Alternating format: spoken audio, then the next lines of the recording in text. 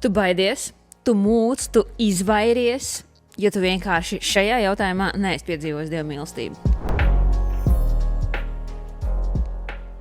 Man jau šis piemērs sākās manā 11. klasē.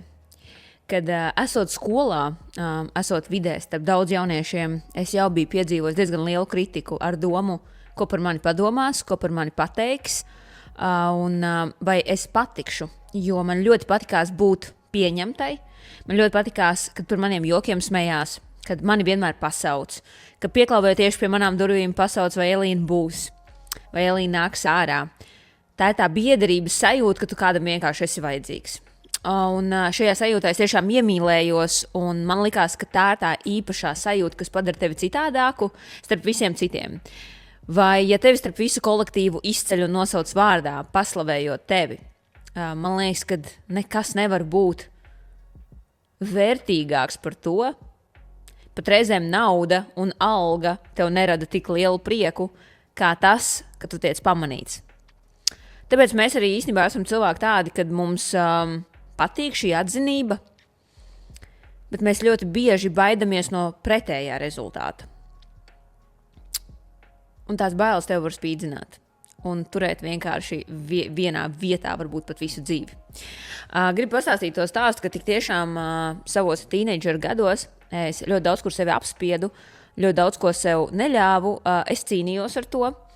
Nebija tā, ka es tam ļāvos, bet ļoti bieži, kad tomēr man negribējās cīnīties iekšēji, es padevos. Piemēram, katru dienu labi izskatīties, tas vienmēr bijis manā sirdī. Un man nācās ļoti daudz ar sevi strādāt, lai dienā, pofīgi, nē, es vilkšu tos svārkus, nē, es vilkšu tās kurpes, nē, es vilkšu to kažociņu vai tos ādas uzšūtos mammas svārkus vai tur koši sarkanas zeķubikses. Bet iekšēji bija tāds atkal būs jācīnās ar tiem skatieniem, ar tiem nosodījumiem, atkal būs, kā saka, jāiztais no savu muguru un jāiet pa to gaiteni ir augstu paceltu galvu, tā kā no viens puses nafik tev to vajag. Un tāpēc procentāli varbūt 20% tik tiešām es bieži vien pateicu, nē, es to negribu, besi ārā. Un tajā brīdī, lai vienkārši nolemtu mainīties, es nolēmu mukt. Un tāpēc es teicu sev visu laiku, tieši pēc 12. klases, tikko es aizmukšu no dobeles, es vienmēr labi izskatīšos. Es vienmēr, vai tev ir bijis tā, ka tieši vieta, apstākļi, cilvēki tevi tur važās un tev liekas, pat, kad es izraušos, un tad, kad es izraušos, tad vienkārši man... Bet, zini, nevis tā vieta ir vainīga, nevis tie cilvēki ir vainīgi, nevis tie apstākļi ir vainīgi, bet fakts, ka tu negribi mainīties. Jo, ko man Dievs parādīja ar šo nelielo dzīves mācību, ka tad, kad es atnācu uz Rīgu un es varēju visu, ko tu vien vēlēsi, tevi šeit neviens nezina, neviens uz tevi neskatās, visiem ir dirs par tevi. Ej, hoķi violetās, nezinu, zeķebiksēs uz galvas. Uz tevi pat neviens neatskatīsies, tu tad tā kā nevienu nepārsteigs ar savu izskatu. Tajā brīdī, gadiem ejot, es sapratu, ka pirmkārt tas ir mans trumpis, un numur 2. Mani sāka Rīgā atpazīt, uzzināt, es sāku kļūt atpazīstamāka, populārāka. Vai es pēc tā tiecos? Teikšu godīgi nē. Vai tas bija mans mērķis? Teikšu godīgi nē. Tā kā tu man pateiktu, kā kļūt atpazīstamam, ja populāram, es tev nemācētu iemācīt šo fīču. Tas vienkārši kaut kā, es nezinu. Tam nav paskaidrojums, bet tas, ko es gribu ar to teikt, es gribēju aizmukt no tās vietas, bet atnākot uz Rīgu, tas reāli kļuva vēl spēcīgāk. Tagad tik tiešām braucot ar savu rozā mašīnīti, kas ir tā mana identitāte, man tas neliekas tieši nekā. Uzvalkot rozā žaketi ar mājas kostīmu, man tas arī, man tas neliekas nekas tāds. Nokrāsot, es nezinu, rozā matus, uzlikt parūkā, man arī tas, Bet kādam varbūt tā ir visas dzīves cīņa pašam ar sevi. Ar šo es tev gribu pateikt, ka ne vieta ir vainīga tam, kam dēļ tu neizskaties tā, kā tu gribi izskatīties. Un ne situācija ir vainīga pie taviem darba apstākļiem un visa pārējā, jo ja tu ies tālāk, visticamāk tālāk būs vēl grūtāk. Šis ir par to, ka jebkurā gadījumā tev būs jāizmainās, bet tu centies šo sistēmu apiet, domādams, ka tur tajā zaļainajā kaimiņu pļavā vienkārši lietas notiksies vieglāk, bet tā jau nav, visticamāk viņas notiksies vēl grūtāk. Tu to vienkārši nevēlies pieņemt, bet tu pamēģini, un tad tu pats redzēsi. Tas, ko Dievs grib, viņš grib, lai tu mainies. Ko es varēju izdarīt? Dobelē esam savos 11. 12. klasē. Pieņemt šo faktu un tik un tā iet un izskatīties tā, kā gribu es, jo ko man vajadzēja? Man vajadzēja kačāt savu pašpārliecinātību. Ar augsti paceltu galvu. Jo izrādās, tur man viņu uzkačāt īstenībā būtu pat krietni vieglāk, jo tā ir tikai viena vidusskola, kurā mācās labie 120 bērni. Atnākot uz Rīgu, šeit ir vienkārši tūkstošiem cilvēku. Tagad mani, protams, zinu uz katras ielas, pabraucot ar mašīnu. Bet kāda es esmu tagad? Rīga mani iemācīja, kad, hei, te ne tikai skatīsies uz tavām kājām, kā to ar kurpēm noies taisni pa kāpnēm vai nokritīsi. Šeit vēl arī izpētīs, es nezinu, Dieva dēļ nedod, tu degunu pakasīsi. Vai pirkstu iebāzīs degunā, tur viss jau būs.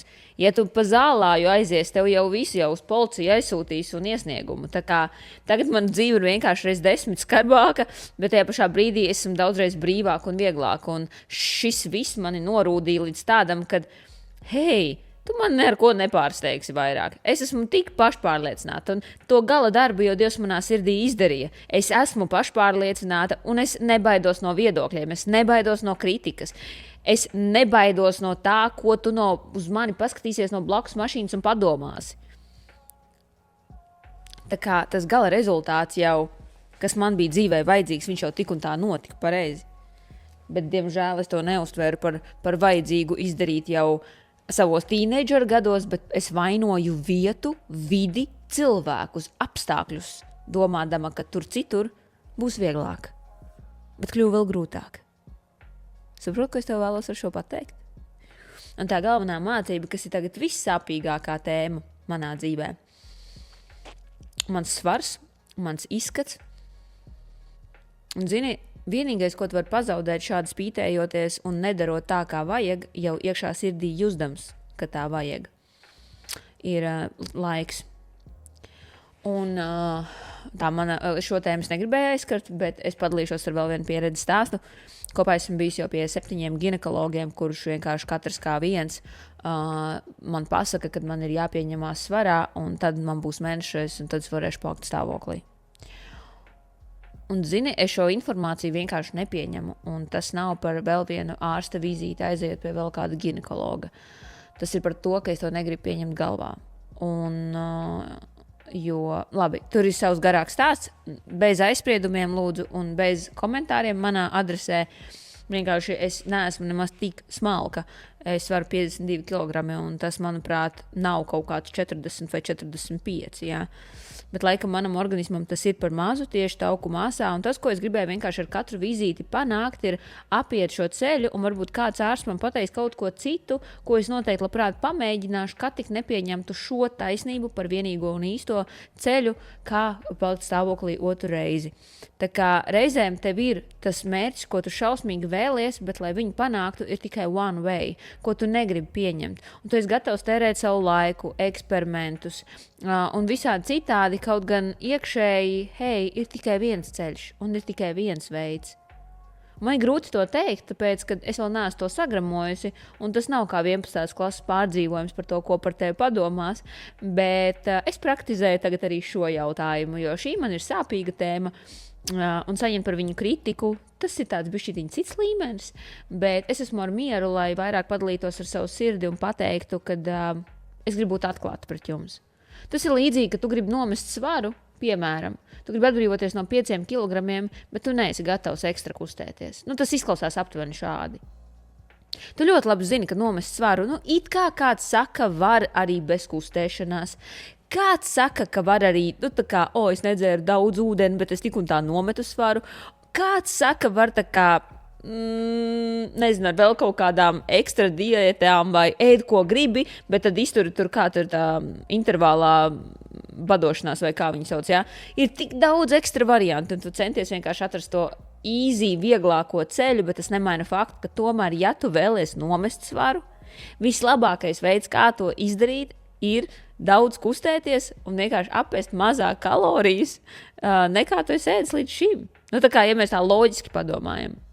Es joprojām atceros, kā tīneidžera gados, kad es centos sevi uzturēt formā, es visu centos izdarīt, kā tik man nebūtu jāiet kustēties. Tā kā es varēju gadu mēģināt visa veida ieteikumus, tikai neliec man kustēties un neliec man dzert ūdeni no sērijas. Tā kā tu dabu neapčakarēsi. Tā tas aptuveni izklausās. bet laiku tu pazaudēsi.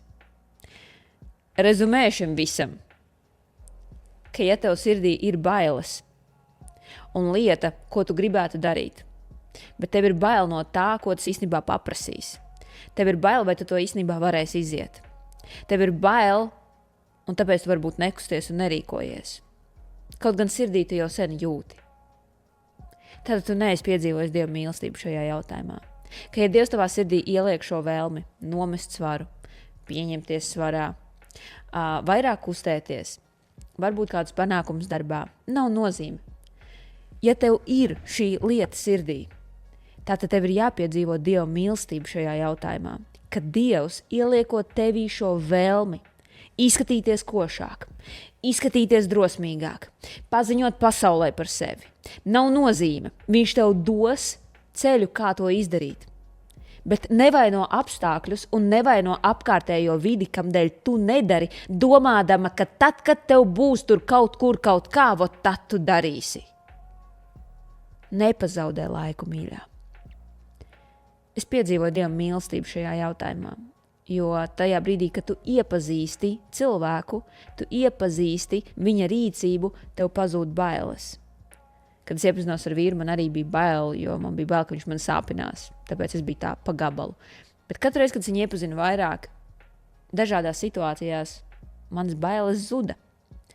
Ja tu Dievu iepazīsti šajā jautājumā, kad Dievs grib, lai tu izskatītos tā, kā ir tavā sirdī, viņš grib, lai tu esi drosmīgāk, viņš grib, lai tu izskaties tādā svarā, par kādu tu esi sapņojis. Un viņš grib, lai tev ir tāds talants un tāds darbs, kādā tu saredzi sevi.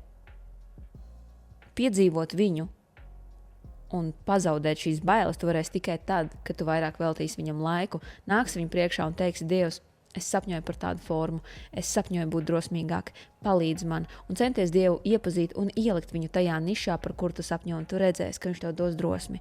Un jo vairāk tu uzticēsies viņam arī finansiālajā jautājumā, jo vairāk tu redzēsi to mīlestību, un tev zudīs bailes, un tev nāks drosme. Drosme un milzīga pārliecība darīt to tagad, šeit, un negaidīt kaut kādu tur labāku mirkli. Un pat ja tev nav vēlmes iekšēji tik liels, lai tu rīkotos, arī to Dievs var ielikt tavā sirdī. Es tev attičai saku, tā ir tiešām realitāte. Arī manā dzīvē es esmu lūgus par to, lai Dievs dod man vēlmi iet uz sporta zāli, iemīlēt ūdeni, iemīlēt kustību. Un viņš to visu man deva un dos arī tev.